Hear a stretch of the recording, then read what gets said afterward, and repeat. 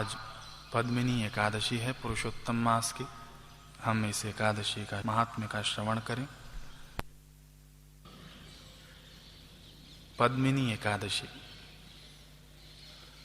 अर्जुन ने कहा, हे भगवान, अब आप अधिक मास, पुरुषोत्तम मास, मल मास, अधिक मास की शुक्ल पक्ष की एकादशी के विषय में बताएं।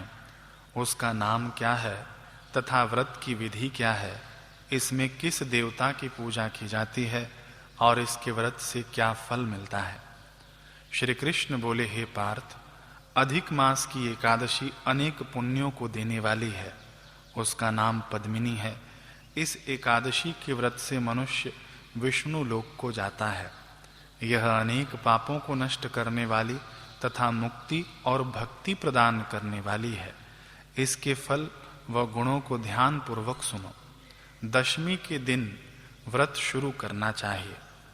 एकादशी के दिन प्रातः नित्य क्रिया से निवृत्त होकर पुण्य क्षेत्र में स्नान करने चले जाना चाहिए। उस समय गोबर, मृत्तिका, तिल, कुश तथा आमलकी चूर्ण से विधि पूर्वक स्नान करना चाहिए। स्नान करने से पहले शरीर में मिट्टी लगाते हुए उसी से प्रार्थना करनी चाहिए कि हे मृत्तिके, मैं तुमको नमस्कार करता हूँ। तुम्हारे स्पर्श से मेरा शरीर पवित्र हो। समस्त औषधियों से पैदा हुई और पृथ्वी को पवित्र करने वाली तुम मुझे शुद्ध करो। ब्रह्मा के थूक से पैदा होने वाली तुम मेरे शरीर को छूकर मुझे पवित्र करो। हे शंख चक्र गदाधारी देवों के देव जगन्नाथ, आप मुझे स्नान के लिए आज्ञा दीजिए। इसके उपरांत वरुण मंत्र को जपकर पवित्र तीर्थों के अभाव में उनका स्मरण करते हुए किसी तालाब में स्नान करना चाहिए। स्नान करने के पश्चात स्वच्छ और सुंदर वस्त्र धारण करके संध्या तर्पण करके मंदिर में जाकर भगवान की धूप दीप नैवेद्य पुष्प केसर आदि से पूजा करनी चाहिए। उसके उपरांत भगवान के सम्मुख नृत्य गान आदि करें। भक्त जनों के साथ भगवान के सामने पुराण की कथा सुननी चाहिए। अधिक मास की शुक्ल पक्ष की पद्मिनी एकादशी का व्रत निर्जल करना चाहिए। यदि मनुष्य में निर्जल रखने की शक्ति न हो तो उसे जलपान या अल्पाहार से व्रत रखना चाहिए। रात्रि में जागरण करके नाच और गान करके भगवान का स्मरण करते रहना चाहिए। प्रति प्रहर मनुष्य को भगवान या महादेव जी की पूजा करनी चाहिए। पहले प्रहर में भगवान को नारियल, दूसरे में बिल्व फल, तीसरे में सीताफल और चौथे में सुपारी नारंगी अर्पण करना चाहिए। इससे पहले प्रहर में अग्नि होम का, दूसरे में वाजपेय यज्ञ का, तीसरे में अश्वमेध यज्ञ का और चौथे में राजसूय यज्ञ का फल मिलता है। इस व्रत से बढ़कर संसार में कोई यज्ञ, तप, दान या पुण्य नहीं है। एकादशी का व्रत करने वाले मनुष्य को समस्त तीर्थों और यज्ञों का फल मिल जाता है। इस तरह से सूर्योदय तक जागरण करना चाहिए और स्नान करके ब्राह्मणों को भोजन कराना चाहिए। इस प्रकार जो मनुष्य विधि पूर्वक भगवान की पूजा तथा व्रत करते हैं, उनका जन्म सफल होता है और वे इस लोक में अनेक सुखों को भोगकर अंत में भगवान विष्णु के परम धाम को जाते हैं। हे पार्थ, मैंने तुम्हें एकादशी के व्रत का पूरा विधान बता दिया।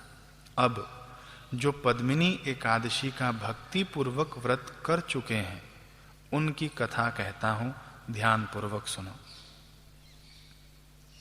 यह सुंदर कथा पुलस्त्य जी ने नारद जी से कही थी। एक समय कार्तवीर्य ने रावण को अपने बंदी गृह में बंद कर लिया। उसे मुनि पुलस्त्य जी ने कार्तवीर्य से विनय करके छुड़ाया।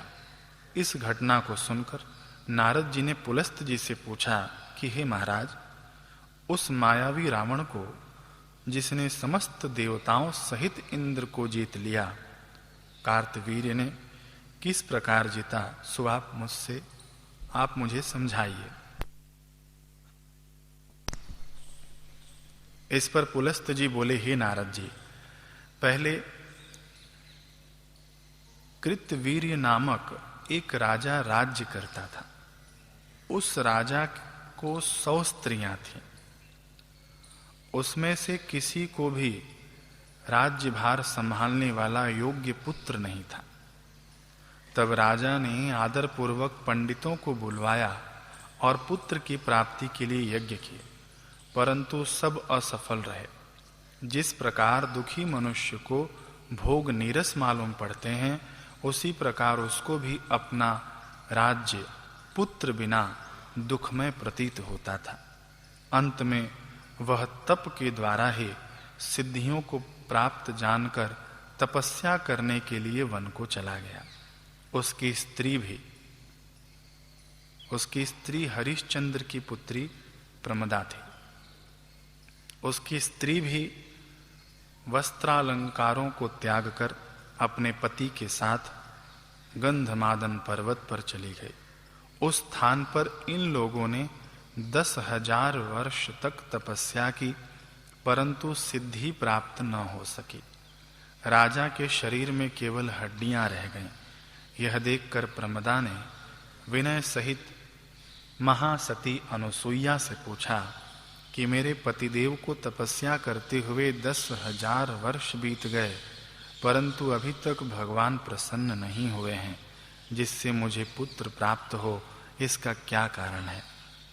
इस पर अनुसुईया बोली कि अधिक मास में, जो कि 36 महीने बाद आता है, उसमें 2 एकादशी होती है।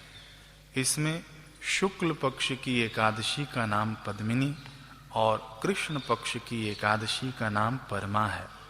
उसके व्रत और जागरण करने से भगवान तुम्हें अवश्य ही पुत्र देंगे।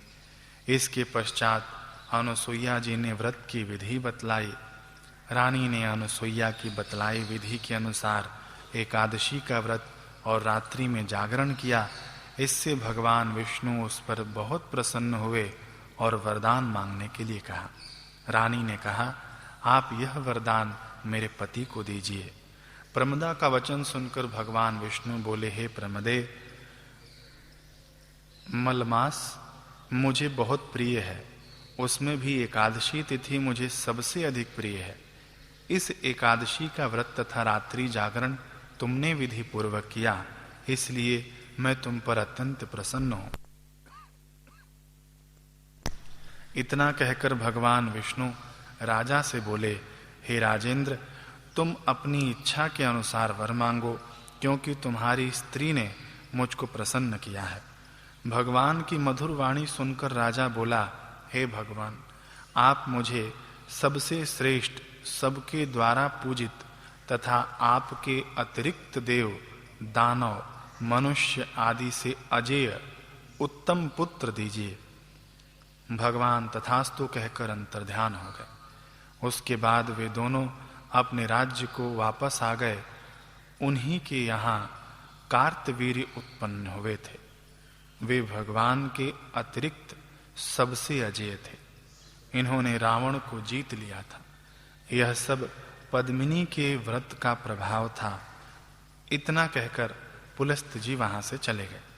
भगवान श्री कृष्ण ने कहा कि हे पांडुनंदन अर्जुन, यह मैंने अधिक मास के शुक्ल पक्ष की एकादशी का व्रत कहा है। जो मनुष्य इस व्रत को करता है, वह विष्णु लोक को जाता है।